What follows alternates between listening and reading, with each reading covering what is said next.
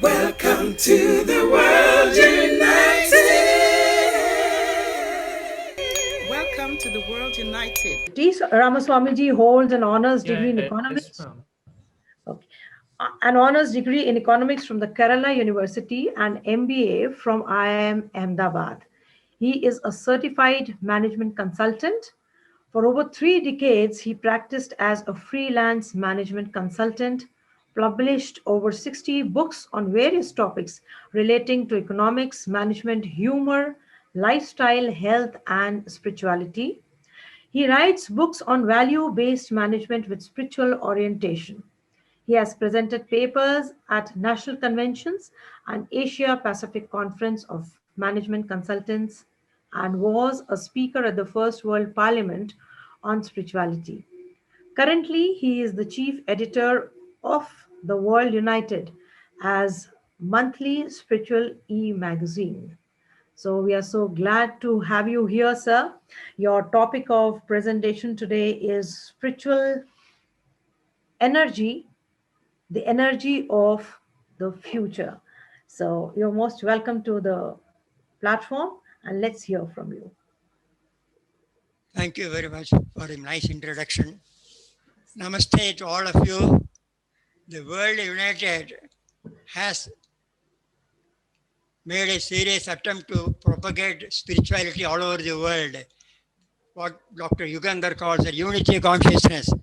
And when we say Namaste, that spirit is imbibed in that because when we see a person and greet him with Namaste, both the hands are folded and they bring together both the hands.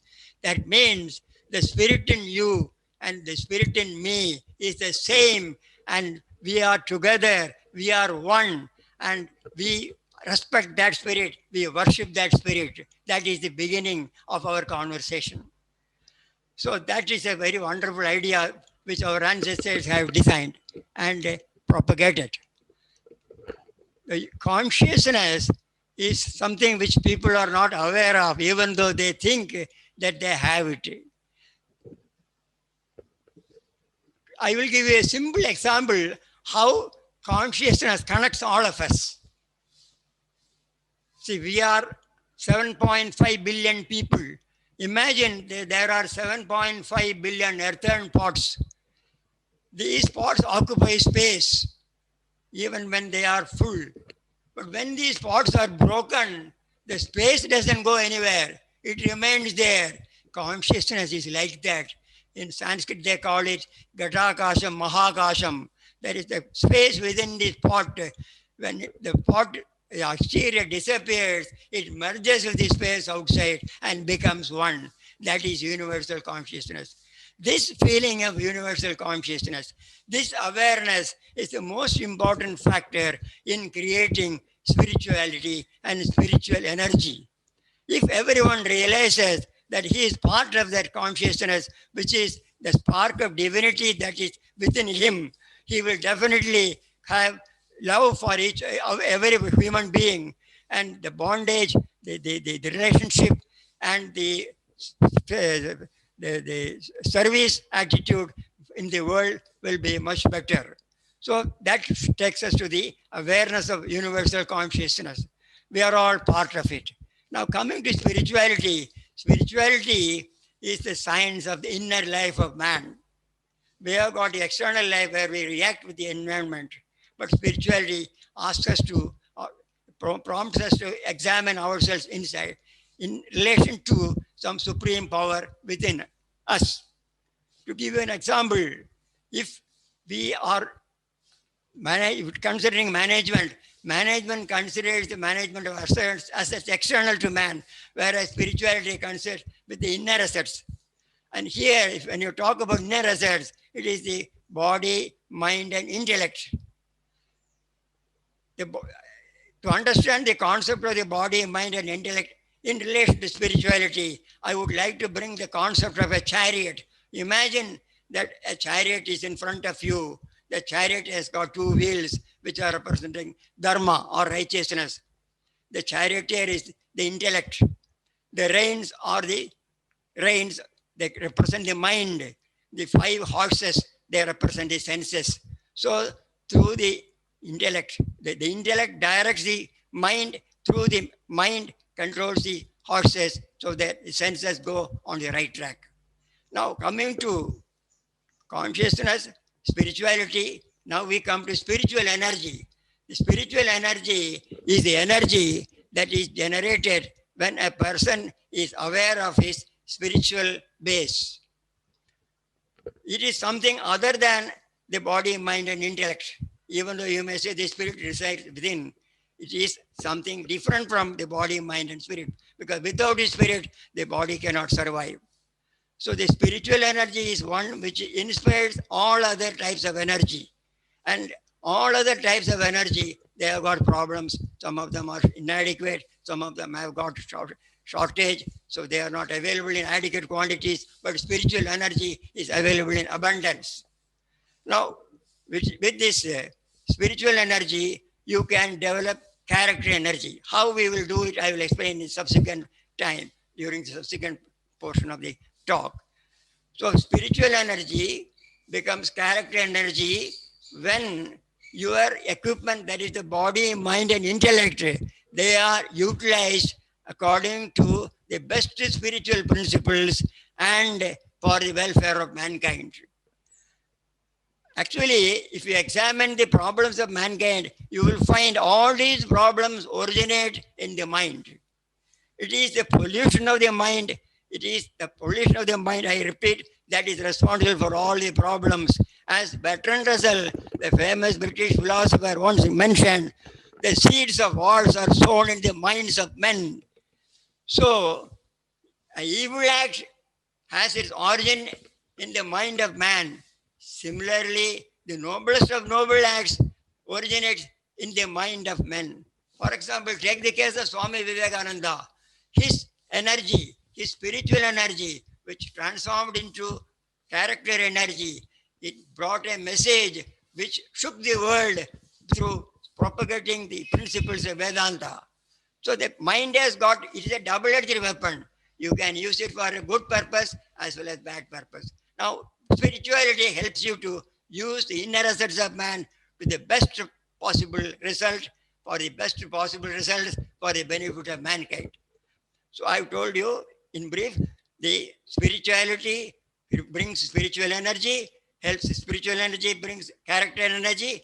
Now I will tell you how character energy can be developed, because that is a thing which is of interest to all of us and which can transform the world. We have got a body, mind, and intellect. We have the chariot as an example. Now take this chariot. The chariot rests on two wheels. That is, we are trying to understand the chariot in relation to the human body. The human body is considered as a temple according to our scriptures. And you worship a temple deity in the temple. You don't pollute a temple. So you look after the body just as you would worship or look after a temple. Keep it pure and clean. That is why our ancestors devised systems like physical exercise, yoga. And yoga has got one good advantage apart from this, apart from other types of exercises, because yoga, apart from doing breathing and various postures, it links you to the Almighty. So that spiritual aspect is imbibed in it. Then you come to the mind. The mind ordinarily left to itself is a monkey. You can imagine a monkey which by itself is restless, but when it is drunk, you can imagine the condition. In that condition, it is seized by a ghost, and it is bitten by a scorpion. So what will be the condition of the monkey? Similarly, the mind, if it is not properly controlled, it will also behave in the same way. So we have to see that mind is put under control. So first I mentioned about the body, then the mind. Then comes the intellect. The intellect is the quality of discrimination. It is a quality which enables you to make choices. You can make good or bad choices and you can take decisions. So the body, mind, and intellect, they have to be pure. And because we lack purity in all these aspects, we have got problems in the world. You take, for example, environmental pollution. It is because the polluted mind, they don't care for the welfare of others. So they pollute the atmosphere. They dump waste. They don't see the hazards involved in waste. And Dr. Yugandhar has made a wonderful attempt to have different branches of knowledge where spirituality could be introduced. And that is a great, great achievement. And I am only hoping that we will be able to do it further. Now, we're coming to the way how we can generate character energy. You please remember the example of the chariot. It is a sacred thing. If you can remember the chariot as shown in the Bhagavad Gita, it will imbibe the spirit of spirituality. The two wheels of the chariot, they are the foundations.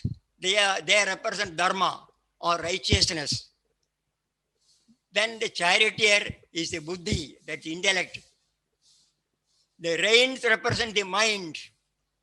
The 5 horses represent the 5 senses.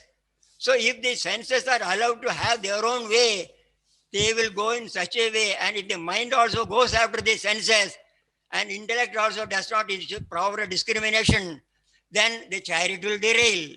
In order to see that the chariot goes in the proper direction, if every man, every organization, if imbibes the principle of the chariot with the sacred sanctity aspect in mind, we will have a wonderful world. So, in order to give motivation and give a direction, you have the flag which represents Hanuman, which is the monkey god who has no obstacles, he overcomes all obstacles. So you have got the capacity to overcome all obstacles, and with a discriminating intellect, you control the mind, they control the senses, you achieve your goal, whatever may be.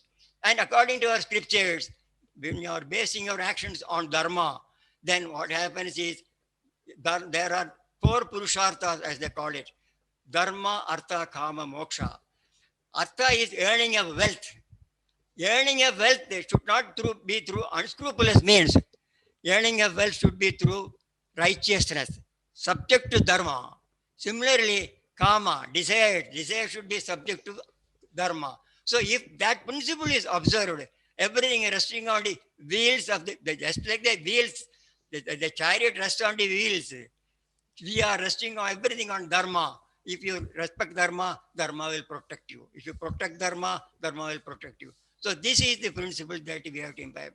If the principle of charity is remembered, and if we introduce this to all organizations, to all employees, especially in management, you will achieve human excellence, to the excellence and its peak, and a better work culture. So every employee will think he is part of the organization, which is linked to the part of the linked to the universe. You will see that with spirituality and spiritual energy is transformed into character energy. Character energy is something which is shown in action, which does for the benefit of mankind. And what we want is an education system which will stress on character energy. This is something which we lack today. So spiritual energy converted into character energy through utilizing the inner assets of man to the best possible way by maintaining the body through yoga or whatever good physical exercise you can have, with breathing, because control of breath is very important, and with control of the mind, which ensures purity of the mind, and with the discriminating intellect, with the objective of overcoming all obstacles as suggested, as indicated by Hanumanji, we will have a wonderful world. This in brief is a transformation technology. And to conclude, I will say that our organization should take the lead in mentioning or placing before the United Nations the unity of consciousness. And they should have an International Spirituality Day, just as we are having International Yoga Day. And they should revamp the educational system all over the world. They scrap the present system, because the present system is only to produce clerks or officers earning money with no social or corporate responsibility in view. So an education system which will benefit mankind, which will mold character, which will have a beautiful character, that is the need. And this is the transformation technology that we can achieve if we have spirituality and spiritual energy imbibed in all walks of life. I can talk to this on several minutes, extended by several minutes, but for want of time, I'm compressing it with the prayer that may there be peace to all creations in the universe, may there be happiness and prosperity to all creations in the universe. And when I mean prosperity, it is sustainable property for prosperity. Thank you for giving me the opportunity. Thank you once again. That was extremely wonderful. It was enlightening indeed. And thank you so much. Thank you so much, Rama Swamiji. I think we all loved your imagery of that Gita, the chariot. That was extremely wonderful and very, very, I think everybody here does know about what Gita is about, talking about karma. And then when we go to the panel discussion, definitely we are going to talk about everything. So please stay on with us for the panel discussion here. And here for you, this is from the World United. I hope you can see this certificate of appreciation. Yes, yes, very The well. Very World well. United, yes, we are proudly presenting Ramaswamy ji for being an esteemed presenter in the third edition of the World Parliament on Spirituality 2020 Asia. Thank you so much for being with us.